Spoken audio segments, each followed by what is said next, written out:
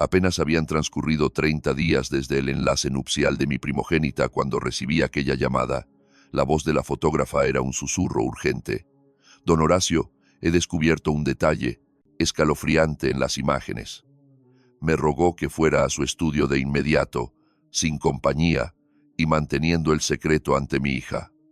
Antes de seguir con esta historia, les pido que se suscriban al canal y nos comenten desde qué ciudad nos sintonizan. El timbre del teléfono quebró el silencio justo al depositar mi taza de café sobre la caoba. Era una mañana de martes cualquiera. La residencia estaba en calma y yo repasaba los balances financieros que se desplegaban ante mis ojos. Disfrutaba de esa paz merecida tras 40 años de arduo trabajo, levantando el imperio de Ferreterías Ramírez. 3 sucursales operando en Guadalajara, un negocio sólido, una vida acomodada. Dudé antes de atender aquel número, no registrado. ¿Señor Ramírez? Se notaba el miedo en el tono de la mujer. Soy Carolina Torres, la encargada de las fotos en la boda de Mariana el mes pasado. Urge que nos reunamos a solas. Le suplico que no le comente nada a su hija.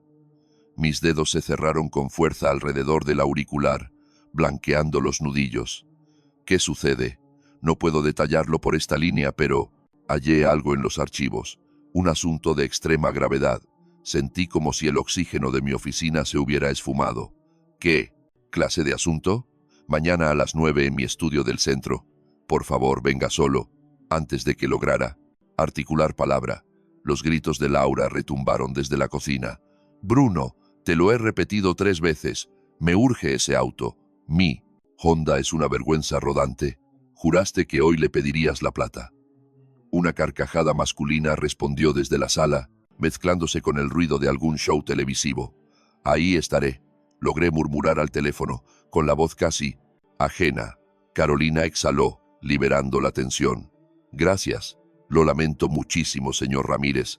De verdad lo siento. La línea murió.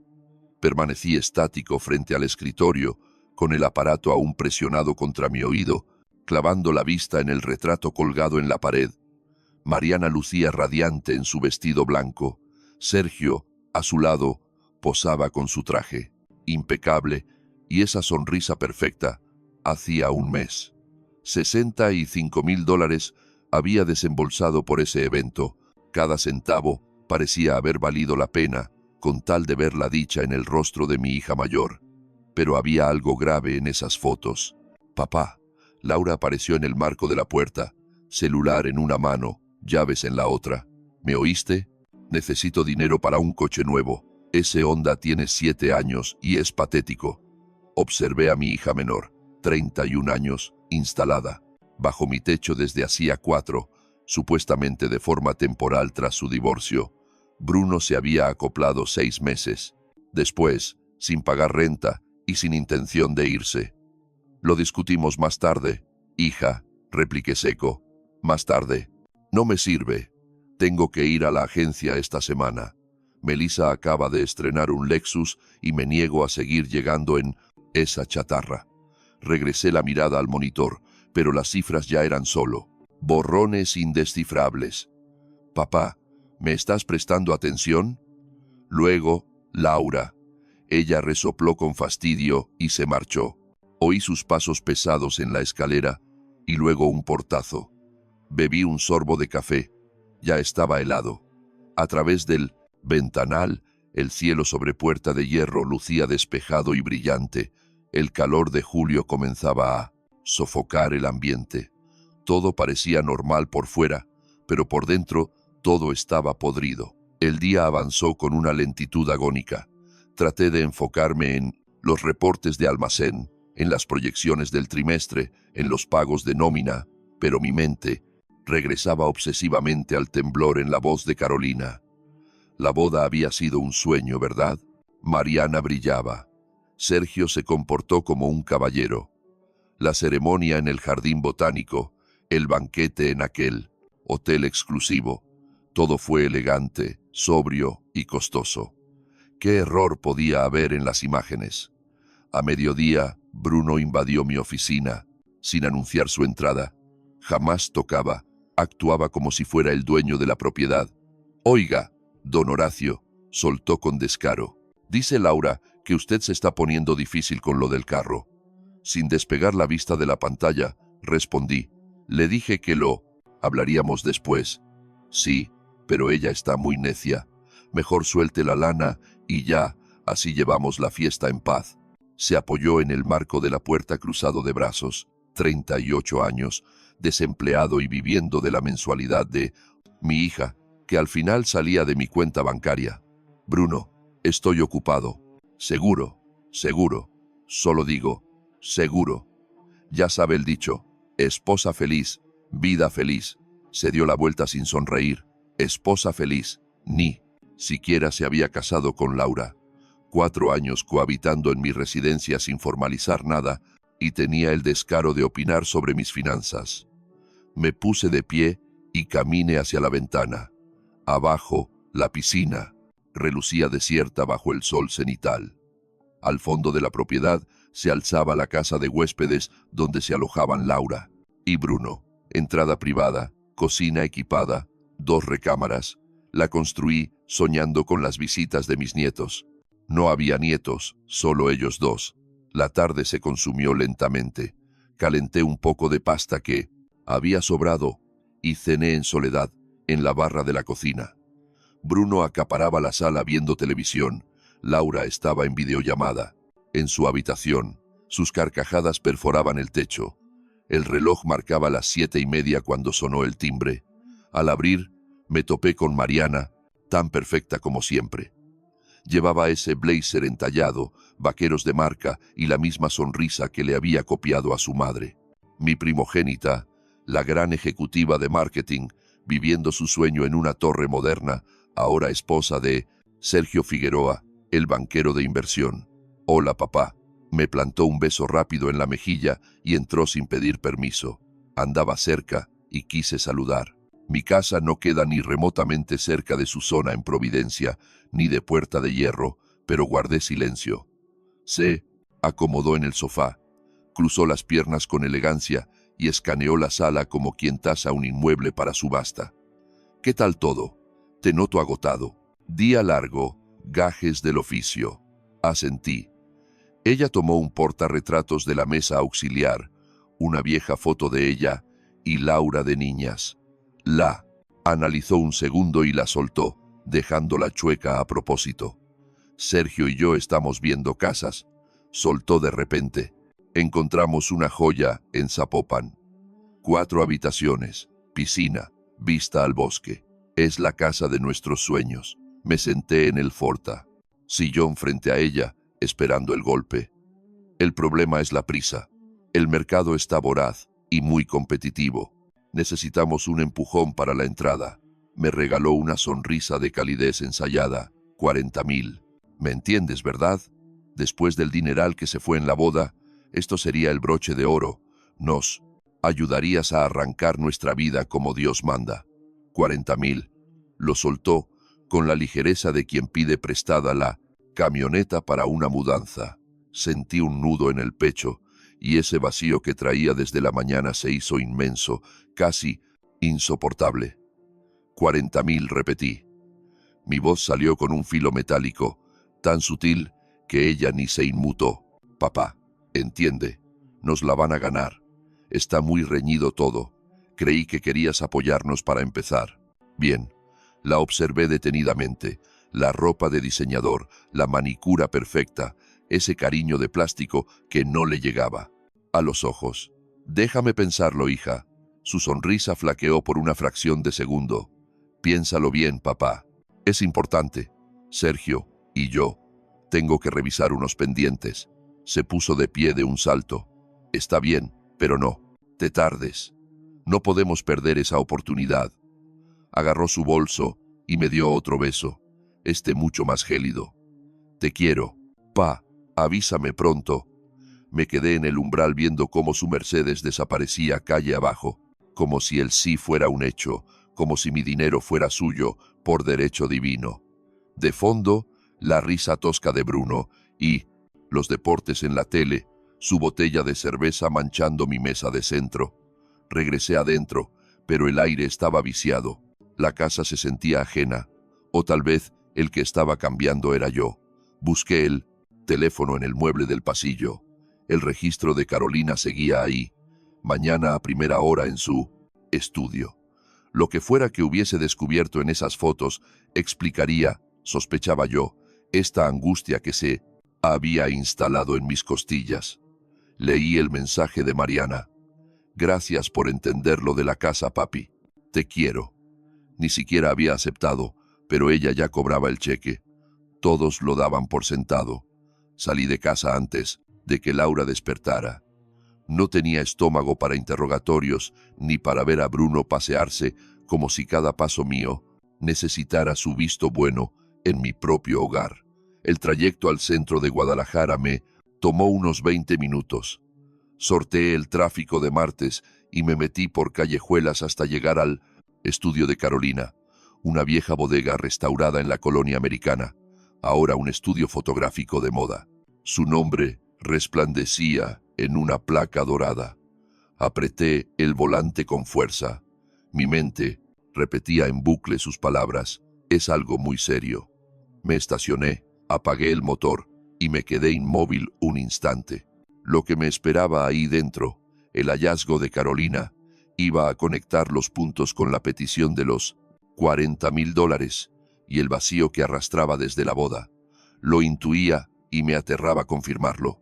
El lugar olía a café recién hecho y químicos de impresión.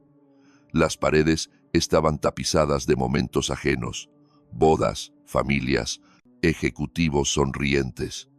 Carolina me recibió en la entrada. Parecía más joven que en la fiesta, quizá a mediados de sus 40. Manos inquietas, ojos que pedían perdón. Señor Ramírez, gracias por venir, dijo, echando el cerrojo. Lo tengo listo en la sala de edición. La seguí por la galería hasta un cuarto más, pequeño, dominado por una pantalla inmensa y servidores. Había álbumes apilados. La ventana daba un callejón y la luz matutina apenas cruzaba el vidrio sucio. ¿Gusta un café? ¿Agua? Estoy bien, mentí. Por favor, enséñeme lo que tenga que ver.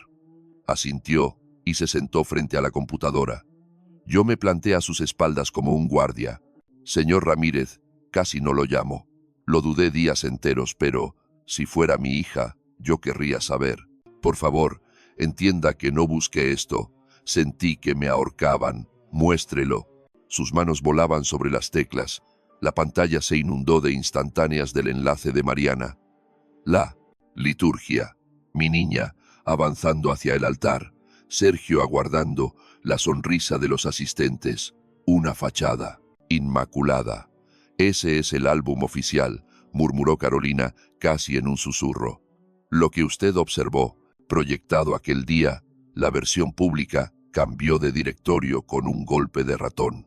Me presenté en el salón de eventos con 120 minutos de antelación para calibrar la iluminación. Hay un balcón que da al patio interior. Otro clic. Disparé a través del vidrio para medir la exposición y esto apareció. La fotografía surgió ante mis ojos. Mis uñas se enterraron en el cuero del asiento. Sergio, mi flamante yerno, con el smoking a medio abrochar, prensado contra una mujer de melena cobriza. No era mi hija, la devoraba a besos, sus dedos perdidos en la cabellera de ella, los brazos femeninos anclados a su nuca, nada de saludos afectuosos, ni despedidas castas. Era pura lujuria, posesión descarada. ¿Cuánto tiempo antes de la boda?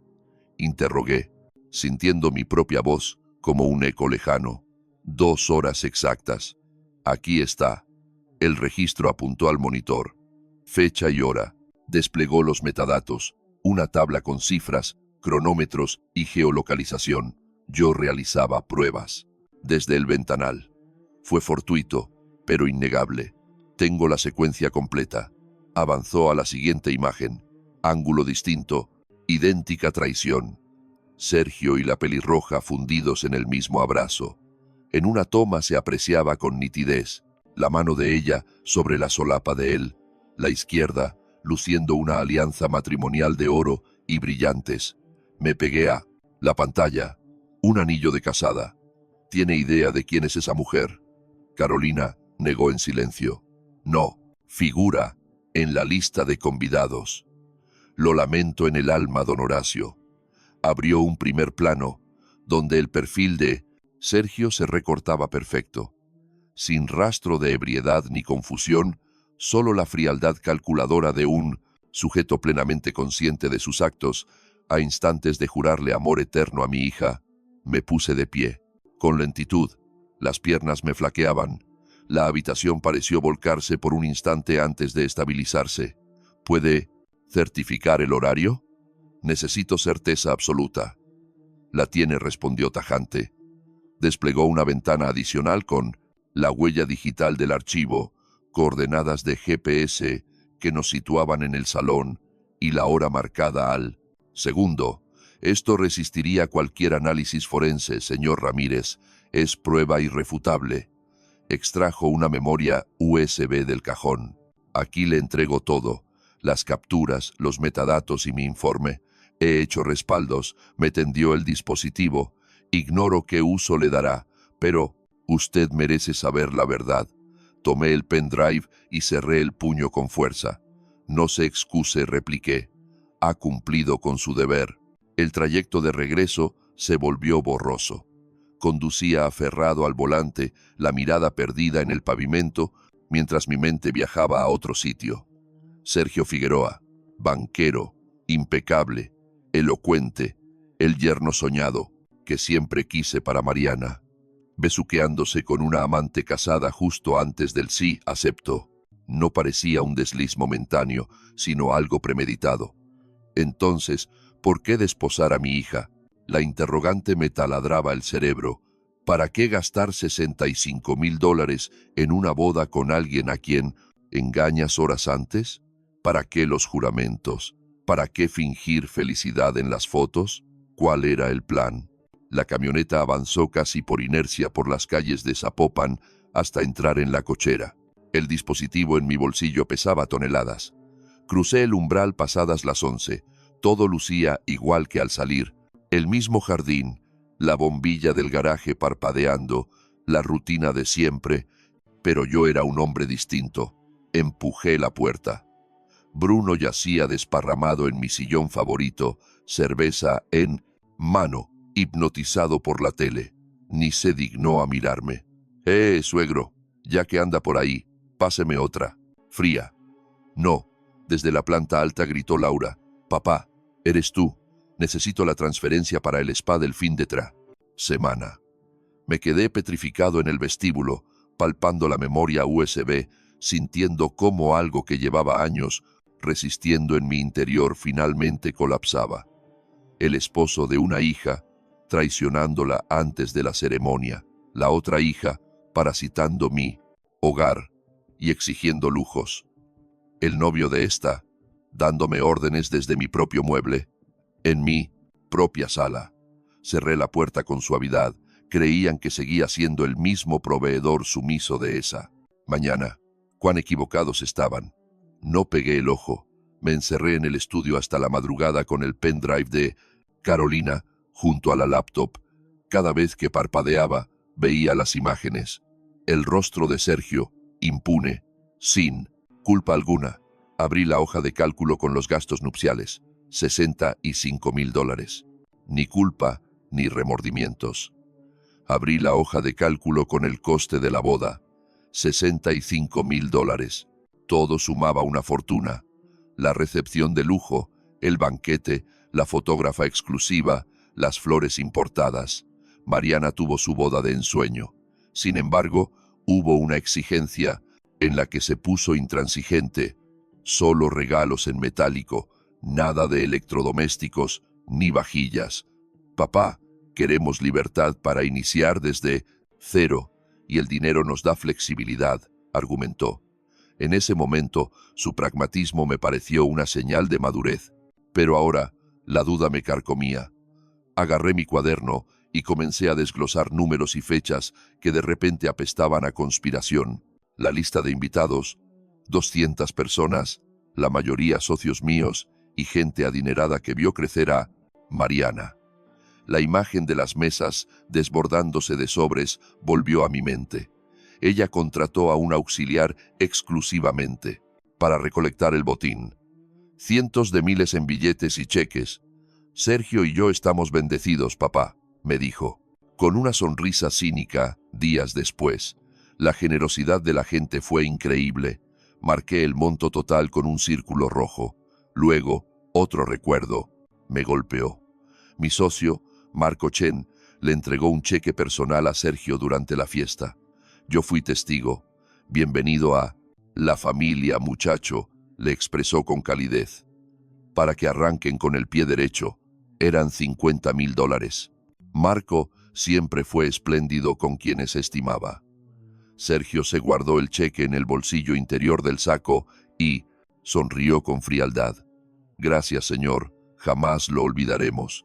Todo ese dinero para una pareja que supuestamente iniciaba una vida juntos. Anoté la cifra. La incógnita regresó a mi cabeza. ¿Por qué casarse con Mariana si ya tenía una amante? Clavé la vista en el cuaderno. Si Sergio estaba liado con una mujer casada, ¿cuál era el punto de continuar con la farsa? ¿Para qué sonreír en las fotos y recitar votos falsos? A menos que el amor no importara, pero el dinero. Sí, sentí unas náuseas terribles. La noche se hizo eterna. A las 3 de la madrugada, con un café en la mano, me quedé mirando por la ventana de la cocina hacia la oscuridad de los cerros. En algún lugar de la ciudad, mi hija Mariana dormía junto al traidor que la engañó antes del altar. O peor aún, quizá ella lo sabía y no le importaba. Ese pensamiento fue un puñetazo al estómago, más doloroso que el anterior. A las 7 me di un baño helado, me vestí con ropa casual y salí, huyendo antes de que Laura se levantara. No soportaba la idea de verla ni de oír al inútil de Bruno. Llegué al banco a las 9 en punto. Fui directo a la sucursal del centro financiero donde manejo mis cuentas empresariales. Patricia Herrera, la gerente, me hizo pasar a su despacho. Llevábamos 15 años de relación laboral. Señor Ramírez, ¿qué milagro? ¿A qué debemos su visita tan temprano? Fui directo al grano. Necesito rastrear un cheque que emití. Fue mi regalo de bodas, $50,000. Quiero confirmar que se depositó correctamente. Patricia tecleó rápido en su sistema. Déjame ver. Sí, aquí figura, depósito en cuenta. Mancomunada a nombre de Sergio y Mariana Figueroa. Todo en orden. ¿Cuenta conjunta? Pregunté, disimulando mi interés. ¿Cuándo se abrió? El 10 de mayo, hace 2 meses, 2 meses antes de la boda. No años atrás, ni siquiera al comprometerse. Solo 2 meses. Vaya, organizaron todo a la carrera, comenté con falsa ligereza. Estos chicos de hoy siempre tienen prisa. Patricia asintió sonriendo. Le di las gracias y me marché. Ya en mi camioneta, me quedé paralizado con el motor en marcha. El 10 de mayo abrieron esa cuenta con el único propósito de recibir los regalos de la boda. Fue un plan calculado, pura logística financiera, cero romance. Con la cabeza a punto de estallar, regresé a casa. La cochera estaba saturada. El cacharro viejo de Bruno seguía ahí, pidiendo a gritos un mecánico desde hacía meses. Entré por el acceso del garaje queriendo refugiarme en mi oficina, pero la voz de Laura bajando por las escaleras me detuvo. Sí, papá anda muy raro. Estos días, decía, lo noto distinto, pero tranquila, hermana. Bruno y yo aguantamos. 6 meses más sin broncas. Para entonces, se va a hartar y nos comprará el departamento solo para perdernos de vista. Me quedé de piedra en el pasillo. Entonces, la voz de Mariana resonó por el altavoz del celular, a todo volumen como siempre lo usa. Laura. Perfecto, contestó. Yo aguanto el teatro de esposa feliz 2 meses más y luego le meto el divorcio. La mitad de los regalos son míos por ley aquí en Jalisco. Sergio Ya firmó un 60-40 a mi favor. Son los $45,000 más fáciles que he ganado en mi vida. Tuve que recargarme en la pared para no caerme. Laura soltó una carcajada cínica, y la amiguita de Sergio ni se imagina la jugada. Es brillante. Papá está tan cegado de orgullo por tu boda que no sospecha nada. Tú manténlo distraído, ordenó Mariana. Hazle creer que te urge algo caro. Así cuando yo le pida el dinero para el enganche de la casa, no lo sentirá tan pesado. Ya empecé con eso, se rió Laura. Ayer le pedí coche nuevo. Se molestó, pero se le va a pasar. Siempre cede. Retrocedí en absoluto silencio, paso a paso, hasta mi despacho. Cerré la puerta con suavidad, conteniendo la respiración, y me desplomé en el sillón de cuero.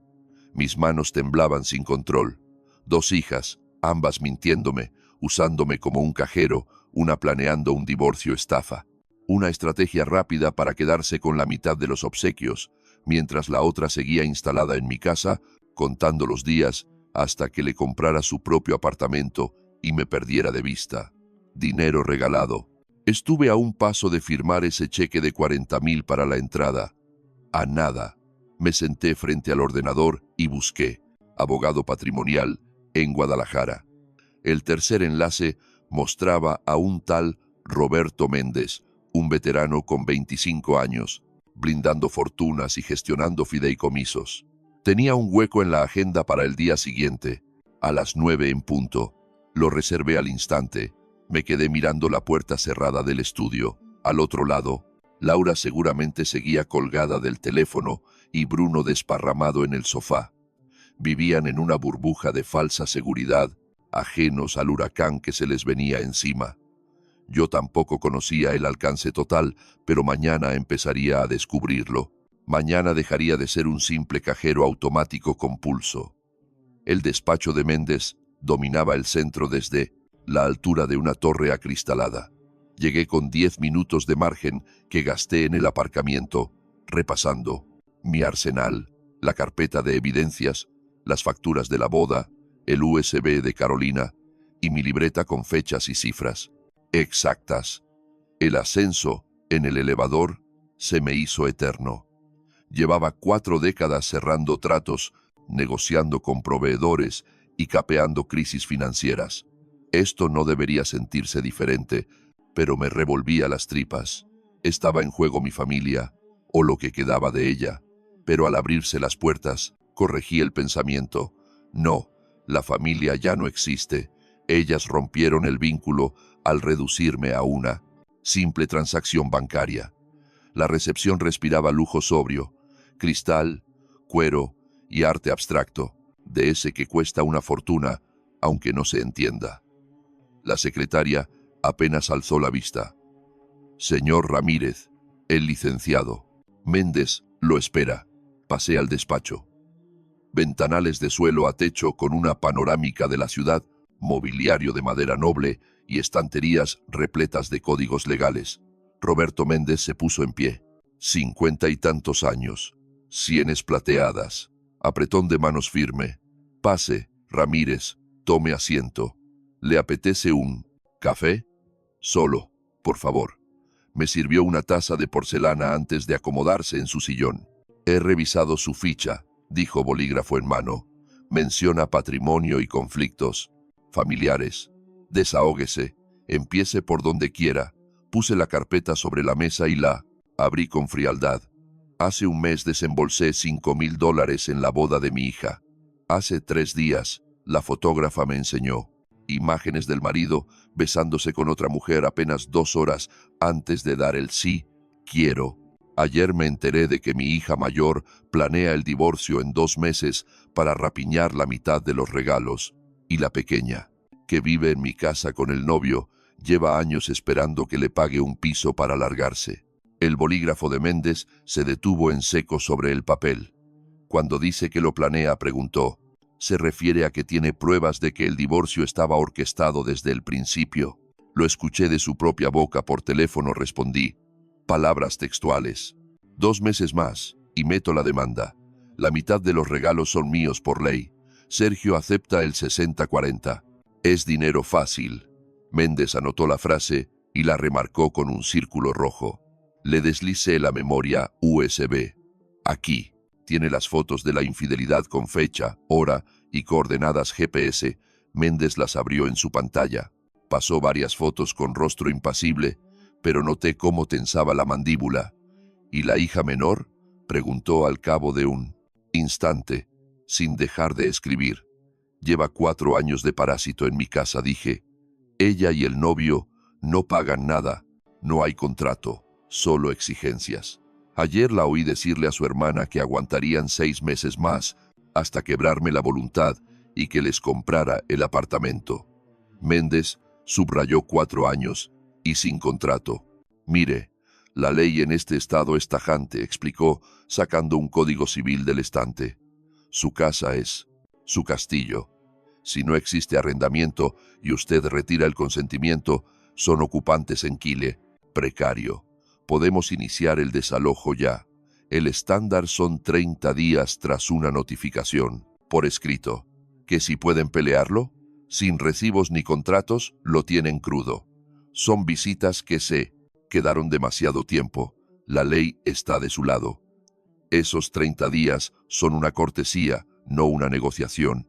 Sentí que me quitaban un yunque del pecho. Cortesía, no negociación. Méndez abrió el libro por una página, marcada, y lo giró hacia mí. Leí los artículos resaltados, plazos, requisitos, procesos de expulsión. Todo parecía mucho más simple sobre el papel.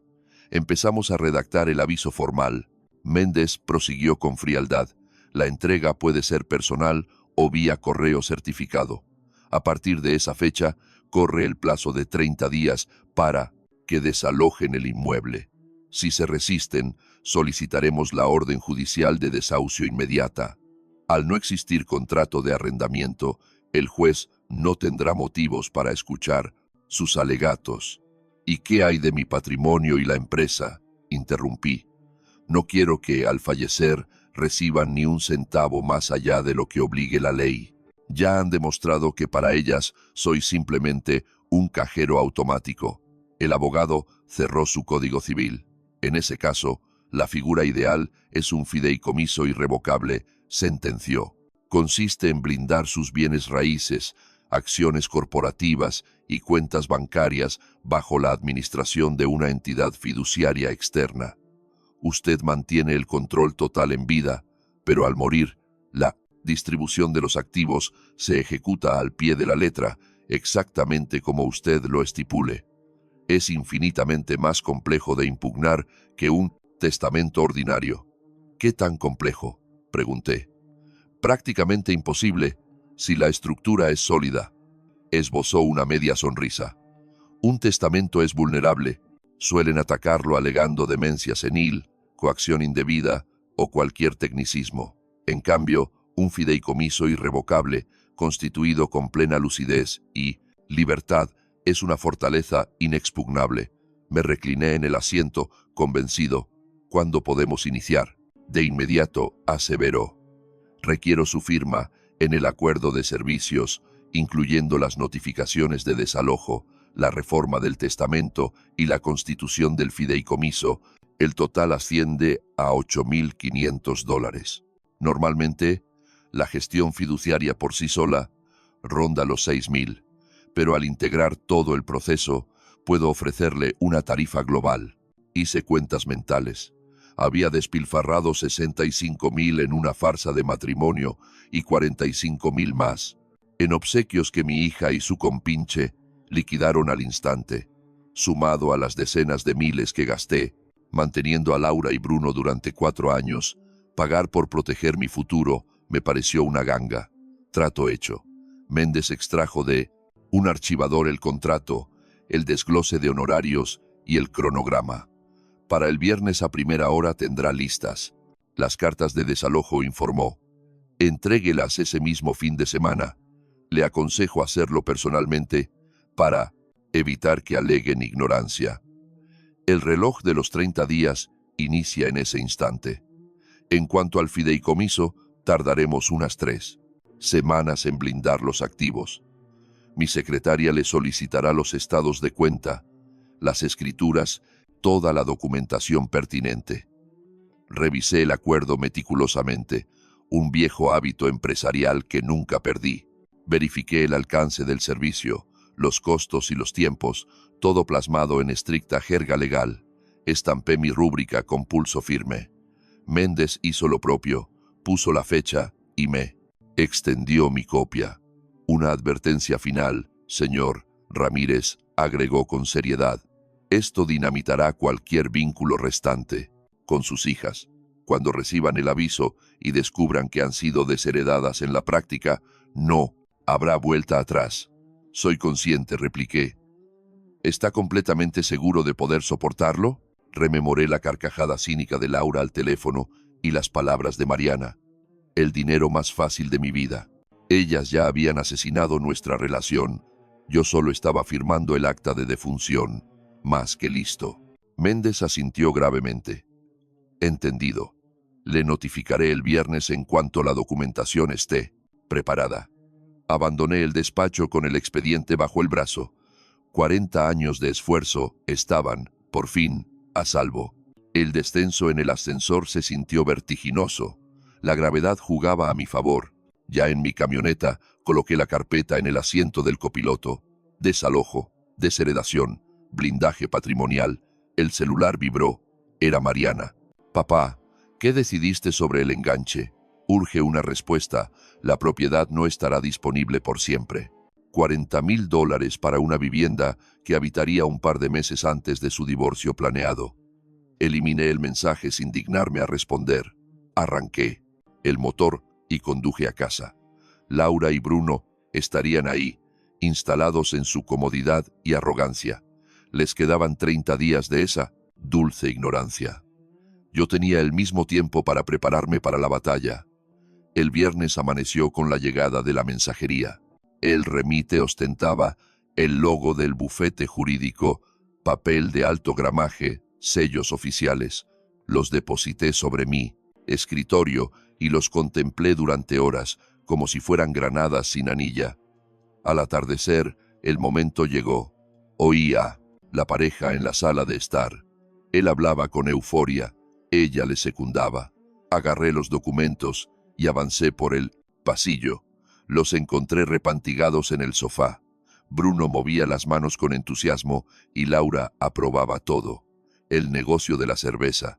Artesanal es una mina de oro, decía él. En Guadalajara va a romperla. Solo requerimos 30,000 para despegar. Tu viejo recupera su inversión en un año. Pan comido. Laura soltó una risita. Dirá que sí, siempre cede. Basta con vendérselo como apoyo familiar y afloja la chequera. Irrumpí en la habitación. Alzaron la mirada, sonriendo, con total impunidad. Deslicé un sobre frente a cada uno en la mesa de centro. ¿Qué es esto?, inquirió Laura, desconcertada, tomando el suyo. Papá, justo hablábamos del proyecto de Bruno. Son sus notificaciones de desalojo, sentencié. Sin que se lo olieran, deslicé un sobre frente a cada uno en la mesa de centro. ¿Pero qué es esto?, inquirió Laura, perpleja, al coger el suyo. Papá, el tema aquí es el proyecto de Bruno. Son órdenes de desalojo, sentencié tajante. Tienen 30 días para buscarse otro techo. La frase cayó como un bloque de cemento en aguas estancadas. Laura rasgó el sobre, leyó el encabezado y palideció al instante. Bruno, por su parte, arrancó el suyo, le echó un vistazo fugaz y estalló. Te patinó el coco. Viejo, esta es nuestra casa. Es mi casa, carajo. Cálmate un poco. Y sí, tengo derechos. No puedes echarnos a la calle como a unos desconocidos. Laura rompió a llorar al momento, con esa facilidad de quien presiona un interruptor. Papá, ¿qué estás haciendo? Soy tu hija. ¿Cómo nos vas a dejar en la calle? No han pagado. Alquiler en 4 años, repliqué tajante. No me tienen respeto. Me ven como un cajero automático. Ya es hora de que maduren. Es absurdo. Bruno dio un paso al frente, invadiendo mi espacio personal con los puños cerrados. Todos van a decir que eres un monstruo. Tus amigos, tus socios de la iglesia, todos sabrán que echaste a tu propia hija. El aviso es legal, dije sin inmutarme. 30 días. Les sugiero que empiecen a empacar. Laura se aferró a mi brazo. Papá, por favor, podemos arreglarlo. Podemos pagar el alquiler. De verdad. Me solté de su agarre con suavidad pero con firmeza y me giré hacia el pasillo. Te vas a arrepentir, bramó Bruno. Te vas a arrepentir el resto de tu vida. Cerré la puerta del despacho y pasé el cuando. Cerrojo. Afuera se desató el caos. Los gritos de Laura, los insultos de Bruno, golpes contra los muebles. Me senté en el escritorio y dejé que el alboroto fluyera por 10 minutos. Luego, las voces bajaron a murmullos. Laura estaba llamando a Mariana. Pegué la oreja a la madera. Nos dio papeles de desalojo, decía entre sollozos. 30 días. Pausa. No sé qué le pasa. Está gélido, como si fuéramos extraños. Otra pausa larga. Tenemos que hacer algo. La voz de Mariana se escuchaba nítida por él. Altavoz, serena y calculadora. No capté las palabras exactas, pero sí el tono. Modo estrategia de guerra. Está bien, sentenció al final.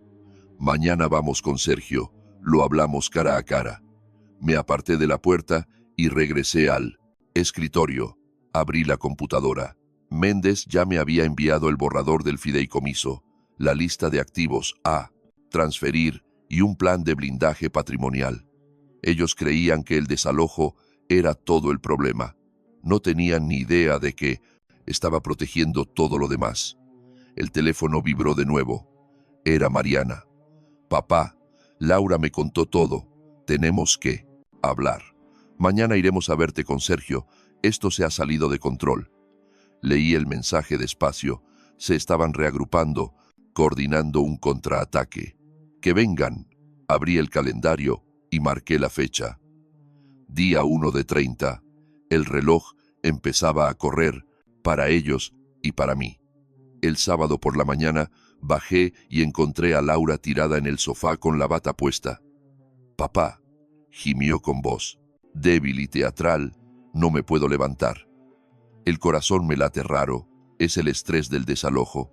Creo que deberías llamar a un médico. Bruno estaba de pie a su lado, de brazos cruzados, analizando mi reacción. Seguí caminando hacia la cocina. Hay medicinas en el botiquín, contesté sin detenerme. A mis espaldas, silencio. Luego, un resoplido de frustración de Laura. Me serví un café y me encerré de nuevo en el despacho. El domingo por la tarde, Bruno me interceptó en la cochera. Se plantó en el marco de la puerta, bloqueándome el paso. ¿Sabes lo que va a decir la gente, verdad?, preguntó con tono agresivo. Que echaste a tu propia hija, a tu hija embarazada. Laura no estaba embarazada. Otra mentira más. Tus socios, tus amigos, todos van a ver quién eres en realidad. Miré mi reloj. El desalojo es legal. Les quedan 26 días. Muévete. Él se quedó clavado en el umbral. 10 segundos. 20. La mandíbula tensa, los puños blancos. Finalmente se hizo a un lado. Salí en la camioneta y me dirigí a la ferretería. Pasé 3 horas revisando inventario y charlando con los encargados, agradecido de estar en un lugar donde mi palabra todavía valía algo. Cuando regresé esa noche, había un sobre en la barra de la cocina con un título escrito a mano. Propuesta. Lo abrí. Era la letra de Bruno. Oportunidad de inversión. Cervecería artesanal. Capital inicial, $50,000. Condiciones. Laura y yo nos quedamos en la casa. Pagamos una renta simbólica de $500 al mes. Se devuelve la inversión en 5 años. Ganancia asegurada. La familia unida. Había duplicado la cifra que había mencionado antes. La desesperación había inflado los números. Leí las 2 páginas, llenas de promesas vacías y proyecciones inventadas, y se las devolví a la sala. No, y punto. Regresé a mi despacho con la cena en la mano. Al otro lado de la pared escuché sus susurros iracundos, los platos estrellándose contra la mesa. Lunes y martes. Fueron idénticos. Laura alternaba entre el llanto y silencios ofendidos. Bruno iba y venía entre amenazas y ofertas. Yo mantenía mi rutina. Trabajo, casa, despacho, comida. Solo que ellos se convirtieron en ruido de fondo. Miércoles por la tarde, Mariana llamó. «Papá, vamos a cenar contigo, Sergio y yo. Hay que hablar como familia». No preguntó, sentenció. Llegaron a las 6. Mariana traía bolsas del supermercado. «Hoy cocinamos nosotros», dijo entrando como, «si la casa fuera suya. Te matas trabajando, papá». Sergio sonrió estrechando mi mano con una firmeza ensayada. «Don Horacio, perdona el atrevimiento de venir así», pero Mariana estaba muy angustiada. Empezaron con la manipulación emocional de siempre. Según ellos, la familia debe unirse en las crisis. Sin pedir permiso, se adueñaron de mi cocina. Mariana troceaba vegetales con nerviosismo, mientras Sergio colocaba la vajilla, doblando servilletas y alineando copas. Laura descendió las escaleras, impecable, como si fuera a una gala, sin rastro de la supuesta enfermedad que alegaba. Bruno, recién aseado, fingía ser el hombre maduro de la casa. Todo era un teatro. Cenamos el pollo con ensalada que habían montado con tanto esmero visual. El ambiente se sentía denso, artificial. Sergio alardeaba sobre sus supuestas inversiones bancarias, aunque yo sabía perfectamente que solo vendía autos importados. Fingimos normalidad hasta que Mariana dio la señal. «Papá, hemos estado reflexionando», soltó. «Esta casona es demasiada carga para ti. Tantos cuartos vacíos, el jardín, las reparaciones. ¿No te vendría mejor algo más modesto? Un departamento práctico». Corté la carne en silencio, masticando con calma. Sergio intervino al instante. «El mercado inmobiliario está en su pico, Horacio. Sacarías una fortuna por esta propiedad. Nosotros nos encargaríamos de la logística para que no te estreses. Con esa liquidez podrías ayudarnos a todos. Un techo para Laura y Bruno, y la entrada de la casa nueva para Mariana y para mí. Todos ganamos». Ahí estaba el anzuelo. Mariana acariciaba un portarretratos en la mesa auxiliar, acomodándolo como si ya fuera la dueña, marcando su territorio. «Nosotros haríamos la mudanza, por supuesto», agregó con dulzura fingida. «Y teniendo el preso, capital disponible, lo más sabio sería repartirlo ahora, en vida. Así evitamos conflictos futuros». Cuentas claras, familia feliz, querían devorar la herencia antes de tiempo. De golpe, las piezas del rompecabezas encajaron. «Papá, solo piénsalo», insistió ella. «Te haces mayor, necesitas simplificar tu vida, liberarte de responsabilidades». Solté los cubiertos. Tomé el sobre amarillo que había mantenido oculto boca abajo y lo levanté ante sus miradas. Antes de continuar con sus planes, hay algo que deben ver. Mariana agarró el sobre con desconfianza. «¿Qué es esto?» «Recuerdos de tu boda», respondí secamente, «específicamente las que Carolina capturó 2 horas antes del «sí, acepto» en la terraza». Sergio palideció al instante. «No, espera, eso no».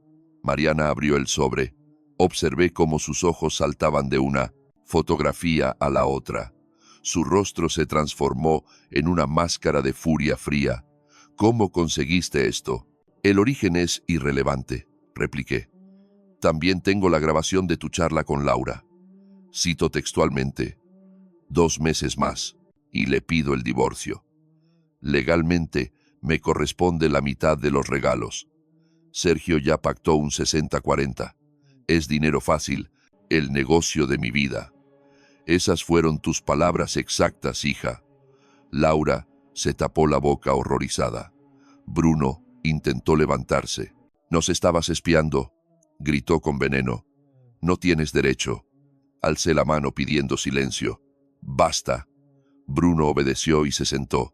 «He constituido un fideicomiso irrevocable», anuncié con voz firme. «Mi casa, la empresa, mis inversiones, todo está blindado. Cuando yo falte, Recibirán estrictamente lo que la ley obliga, ni un céntimo extra. Mariana me miró con odio puro. No puedes hacernos esto. Somos tu sangre. Me puse de pie lentamente, empujé la silla, doblé mi servilleta con precisión y la deposité en la mesa. Laura y Bruno tienen 15 días para desalojar la propiedad, sentencié. Esta reunión ha concluido. Papá. Mariana se levantó de golpe. Estás destrozando a esta familia. ¿Por qué? ¿Por unas fotos malinterpretadas? Me detuve bajo el marco de la entrada al comedor. No estoy destruyendo nada, dije sin voltear. Estoy protegiendo el fruto de mi trabajo de gente que decidió verme como un recurso financiero en lugar de un padre. Caminé por el pasillo hasta mi despacho. Cerré la puerta y giré la llave. A mis espaldas, el comedor se convirtió en un campo de batalla. Gritos histéricos de Mariana, excusas patéticas de Sergio, el llanto de Laura y los insultos de Bruno. Encendí mi ordenador. Había un correo del abogado Méndez. Los papeles del fideicomiso esperaban mi firma. Mañana a las 9 estaré ahí, respondí. Afuera, la tormenta seguía. Podían gritar hasta quedarse afónicos. Nada cambiaría. Las fotos seguían en la mesa como prueba del delito. La verdad había salido a la luz y el fideicomiso estaba prácticamente sellado. A Laura y Bruno les quedaban 2 semanas de techo gratis. La farsa matrimonial de Mariana duraría lo que tuviera que durar, pero ya no con mi patrocinio. A la mañana siguiente, puntual a las 9, entré en la sala de conferencias de Méndez. Lo acompañaba Jimena Chan, experta en planificación patrimonial. Señor Ramírez, me saludó con profesionalismo. Todo está preparado. Desplegaron sobre la mesa una montaña de documentos legales, escrituras, cesiones y mandatos. Parecía una fortaleza de papel. Con esto transferimos la titularidad de su residencia al fideicomiso, explicó Jimena. Al fallecer, los activos se distribuirán según estas cláusulas estrictas. El mínimo legal para los familiares, directos, y el remanente para las fundaciones benéficas que usted seleccionó, su empresa y cuentas seguirán el mismo destino. ¿Mis hijas pueden impugnar esto?, pregunté directo. Pueden intentarlo, respondió ella con media sonrisa, pero un blindaje así es impenetrable. Con plena lucidez mental, firmé aquello. Era la estructura legal más sólida que existe, un búnker jurídico, impenetrable. Fui estampando mi rúbrica, hoja tras hoja, iniciales aquí y firmas allá, traspasando la vivienda, las acciones de la ferretería y cada centavo de mis inversiones. Al terminar, Jimena reunió los papeles. Todo listo, sentenció. Desde este instante, su patrimonio es una fortaleza, inexpugnable. Regresé a mi hogar con el alma ligera, una sensación de alivio que no experimentaba hacía meses. Los 13 días siguientes se convirtieron en un curso intensivo de tortura mental. En la segunda jornada, hallé la cafetera destrozada en las baldosas de la cocina. Bruno leía el periódico en la mesa, con total parsimonia. Se me resbaló, masculló, alzando los hombros con desdén. Son cosas que pasan. Barrí los fragmentos en silencio y los eché al cubo de la basura. Quedan 11 días, murmuré, sin dirigirle la mirada. Al cuarto día, oí a Laura cuchicheando con la vecina sobre la tapia. Observé con sigilo tras la cortina. Laura se enjugaba lágrimas imaginarias con un pañuelo, sobreactuando el dolor. Nos deja en la calle sin nada, gemía. No sé qué le ocurre. Doña Pilar, visiblemente incómoda, buscaba términos suaves. Seguro que es un malentendido. Ya lo arreglarán con su padre, balbuceó la pobre mujer. Nunca se sabe lo que hay en el corazón de la gente. No sé, doña Pilar, insistía Laura. Parece otra persona. Es como un extraño. Me alejé de la ventana, que contara su versión. La realidad estaba blindada por escrito. El séptimo día, Mariana se presentó acompañada de una desconocida con traje sastre y carpeta en mano. Papá, te presento a la doctora Morrison, anunció. Creemos que te vendría bien charlar con un profesional. Tus hijas están preocupadas por tu conducta, dijo la mujer con una sonrisa de plástico. Impulsividad, aislamiento, a veces son señales de que quiero que se larguen de mi casa. La corté en seco. No pedí ninguna cita. Fuera de aquí las dos. Papá, queremos ayudarte. Largo, repetí. Se marcharon. El 10º día, al volver del trabajo, vi la puerta del despacho mal ajustada. Yo siempre la cerraba a conciencia. Sobre el escritorio, la carpeta del fideicomiso parecía en su sitio, pero una esquina estaba doblada diferente. Habían fisgoneado. Esa noche, Laura estaba inusualmente callada. Bruno no despegaba la vista de su móvil. Ya sabían que el documento era real y que la herencia se había esfumado. El día 12, Laura tocó a la puerta del estudio. Venía sola, sin su marido. ¿Podemos charlar?, preguntó con voz dulce. Le indiqué la silla. Se sentó con los ojos llorosos y el pañuelo listo. He reflexionado mucho, suspiró. Tenías razón sobre Bruno y nuestra vida. Él no es una buena compañía.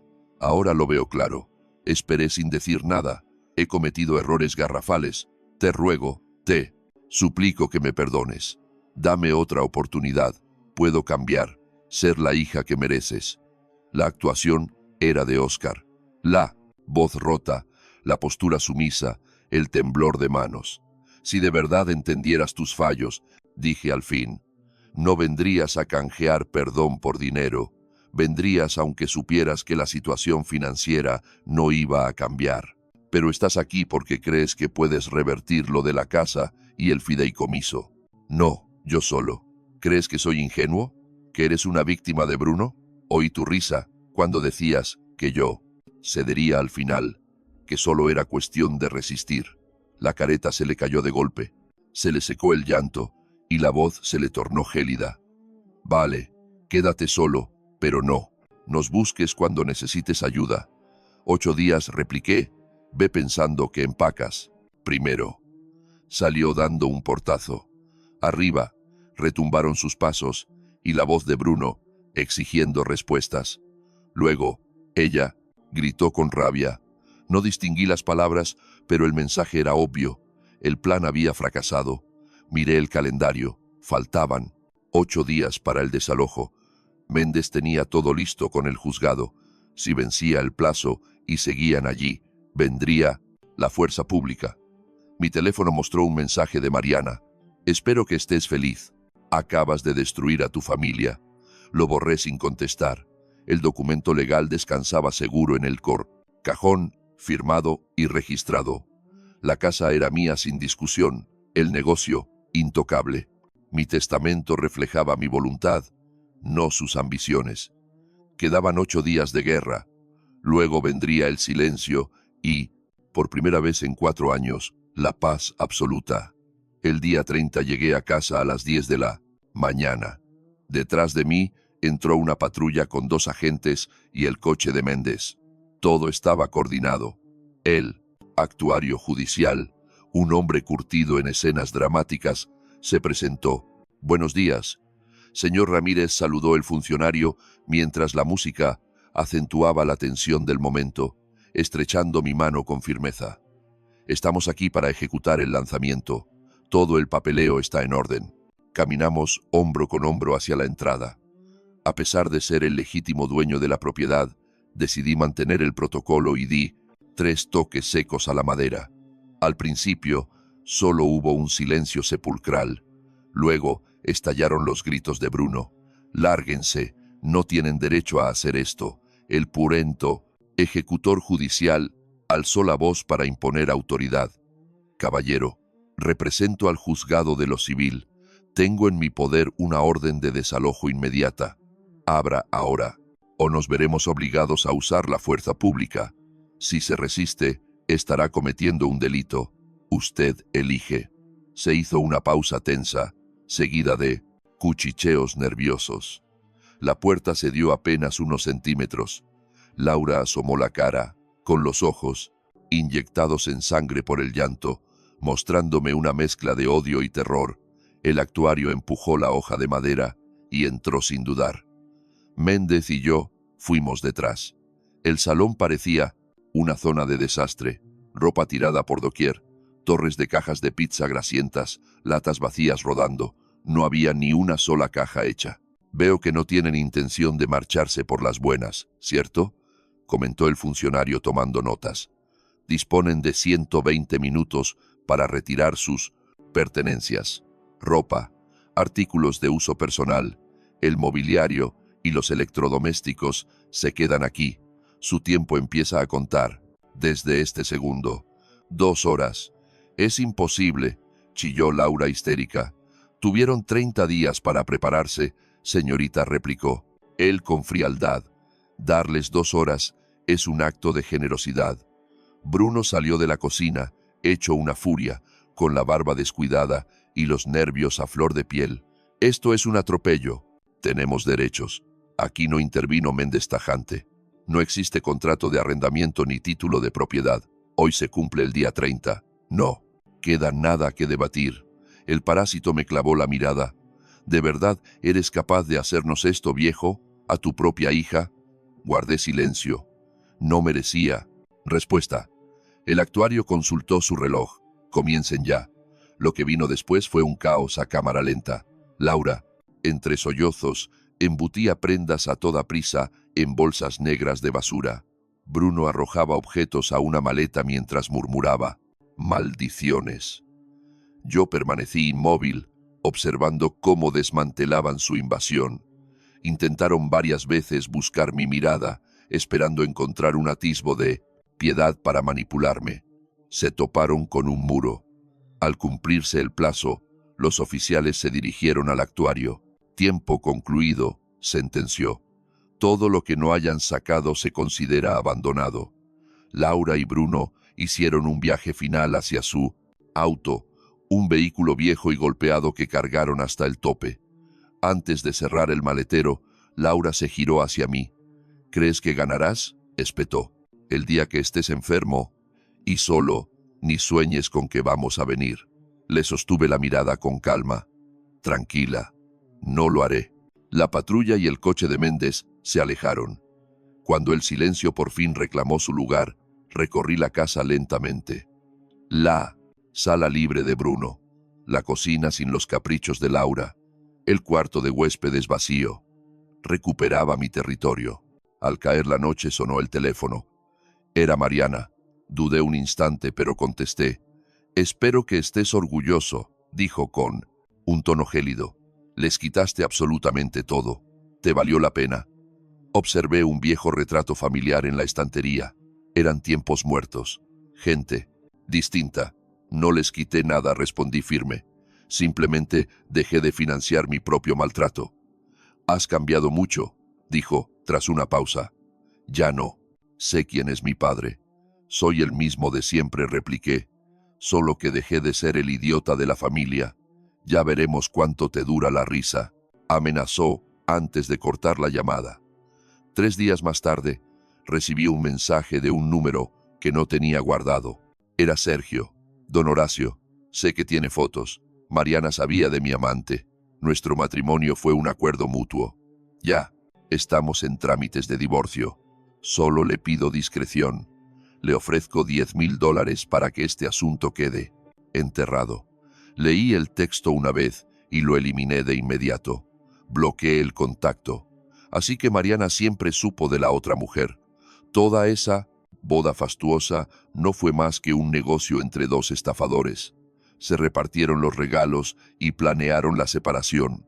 Y ahora el cobarde de Sergio pretendía comprarme. $10,000 por mi silencio. Contemplé la sala desierta, los muebles que yo elegí con gusto, sintiendo la paz que empezaba a instalarse. Durante 4 años, les abrí las puertas de mi hogar a Laura y a Bruno. Les entregué mi espacio vital, mi tranquilidad y mi dinero. Había pagado la boda de una hija que veía el matrimonio como una simple operación financiera. Firmé cheques para mantener sueños que no eran míos. Ahora la casa estaba vacía, a excepción de mí. Habían transcurrido 3 semanas desde el desalojo, finales de agosto. Bebía café en la terraza mientras veía el sol escalar sobre los edificios. El aire era cálido, pero una brisa suave lo hacía agradable. Silencio. Un silencio real. Más allá de los pájaros y el rumor distante de la ciudad, estrenaba cafetera. La anterior murió de un golpe de furia de Bruno y la repuse al día siguiente de su partida. La televisión permanecía apagada, y si la encendía, el control remoto estaba justo donde yo lo había dejado. Mi sillón era solo mío. En el refrigerador solo había comida que a mí me gustaba. Nadie me exigía dinero para el supermercado, alegando que era lo mínimo. Eran cosas simples, pero se sentían como una revolución. Laura llamó un par de veces esa semana. Dejé que saltara el contestador y borré los audios sin oírlos. Me enteré, por un comentario del gerente de la ferretería, que ella y Bruno consiguió un piso modesto en las afueras. Por fin Bruno tenía un empleo real. Ahora mis hijos estaban descubriendo lo que implicaba costearse la vida. Excelente. Mariana intentó contactarme hace 15 días. Papá, me urge dinero para la entrada de un piso tras el divorcio. Son solo 20,000. Eres mi padre. Mi respuesta fue tajante. No. Corté la llamada, sin dar excusas ni sentir remordimientos. El matrimonio de Sergio y ella se disolvió según sus planes, pero el juez decidió el destino de los regalos. Entre disputas legales y abogados, ambos salieron perdiendo. Justicia poética. Esos sobres con los que planeaban enriquecerse acabaron pagando los honorarios de sus defensores. El cartero trajo la correspondencia del día. Entre las facturas habituales destacaba el logo del bufete Méndez. Me senté en la terraza a leerla. Estimado señor Ramírez, nos complace notificarle que el fideicomiso está totalmente operativo. Sus activos han sido blindados y las instrucciones de reparto registradas. Usted mantiene el control absoluto en vida y sus bienes quedan protegidos tras su fallecimiento. Releí el párrafo 2 veces antes de dejar el papel sobre la mesa. Asunto zanjado. Mi patrimonio era una fortaleza legal, lejos del alcance de caprichos ajenos. Junto al sobre reposaba mi manual de guitarra. El miércoles tocaría mi tercera lección. Pasé 40 años repitiendo algún día, cuando tenga tiempo. Pues bien, ese día había llegado. Los viernes acudía al centro de jubilados para reparar puertas y enchufes. Por primera vez en décadas, mi habilidad con las herramientas tenía un propósito genuino, sin nadie exigiéndome cuentas ni facturas. Ayudaba porque me nacía del corazón, no por obligación ni chantaje emocional. El timbre del teléfono interrumpió mis pensamientos. Número desconocido. Casi lo ignoro, pero contesté. Hola, señor Ramírez. Reconocí la voz al instante. Soy Carolina Torres, la fotógrafa de la boda. Espero no molestar. Me quedé mudo un segundo, atónito. Para nada, Carolina. Al contrario. He pensado mucho en usted desde aquel día, admití, recordando cómo salió de mi despacho tras entregarme la memoria USB.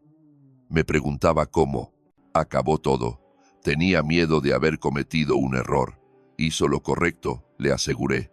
Esas fotos me quitaron la venda de los ojos. Me entregó. La verdad, cuando todos a mi alrededor me vendían mentiras. ¿Y cómo se encuentra ahora?, preguntó con delicadeza. Contemplé el valle frente a mi casa, bañado por la luz matinal, con el café en la mano. Estoy bien, Carolina. De verdad, por primera vez en mucho tiempo. Me alegra enormemente escucharlo, respondió, y pude sentir su sonrisa a través de la línea. Se lo merece. Usted fue muy caballero aquel día, a pesar del desastre. Entonces, me atreví a preguntar, ¿le apetecería tomar un café conmigo algún día? Me gustaría agradecerle en persona y, honestamente, disfrutaría de una buena charla. Hubo un breve silencio seguido de una risa suave. Me encantaría, contestó. La semana que viene sería perfecta. Al colgar, permanecí en la terraza, mirando el teléfono. Café con Carolina la próxima semana. Clases de guitarra los miércoles, voluntariado los viernes, gestiones los jueves. Una rutina diseñada, bajo mis propios términos, no impuesta por nadie. Repasé mentalmente el camino recorrido, la llamada, que rompió mi burbuja, las pruebas fotográficas, la conversación oída tras la puerta, la primera visita, al abogado, el sobre la mesa de centro, la cena con la evidencia expuesta y los días de manipulación emocional, hasta que el funcionario llegó con la orden de desalojo. Cada paso fue vital, cada límite indispensable. Mis hijas dirán que destrocé la familia, que preferí quedarme solo antes que amar. Se equivocan. Elegí dejar de llamar amor a lo que era puro abuso. Elegí mi dignidad. Elegí la verdad, por dolorosa que fuese, antes que financiar una mentira que beneficiaba a todos menos a mí. El sol calentaba ya la terraza. Terminé mi café. Adentro me esperaba la guitarra. Me esperaba una vida. El futuro, por fin, era mío. Si Laura llamaba, dejaría que sonara. Si Bruno escribía, borraría el mensaje. Si Mariana insistía, recibiría otro no. Ellos están aprendiendo a resolver sus problemas. Yo estoy aprendiendo a no ser su salvavidas. El documento del fideicomiso, con sus sellos oficiales, brillaba en el escritorio. El mensaje era claro. Mis decisiones son ley. Las suyas ya no importan. Me apoyé en la barandilla mirando la ciudad, mi hogar, mi paisaje, mi paz. Estoy solo, sí, pero soy libre. Y, por primera vez en años, quizá en toda mi existencia, eso es exactamente lo que deseo. El próximo capítulo lo escribo yo. Un café con alguien que no busca mi dinero, solo conversar. Melodías torpes pero sinceras, brotando de mi guitarra. Reparaciones hechas por gusto y no por exigencia. Una vida vivida, a mi manera. La justicia no fue venganza, fue protección, fue poner límites, fue aprender a decir basta, entendiendo que cortar por lo sano era mi única salvación. Me había rescatado a mí mismo y eso no tenía precio. Si el relato te gustó, regálanos un me gusta, suscríbete y comparte tu opinión en los comentarios. Para descubrir la siguiente historia, pulsa en el recuadro de la izquierda. Gracias por escucharnos.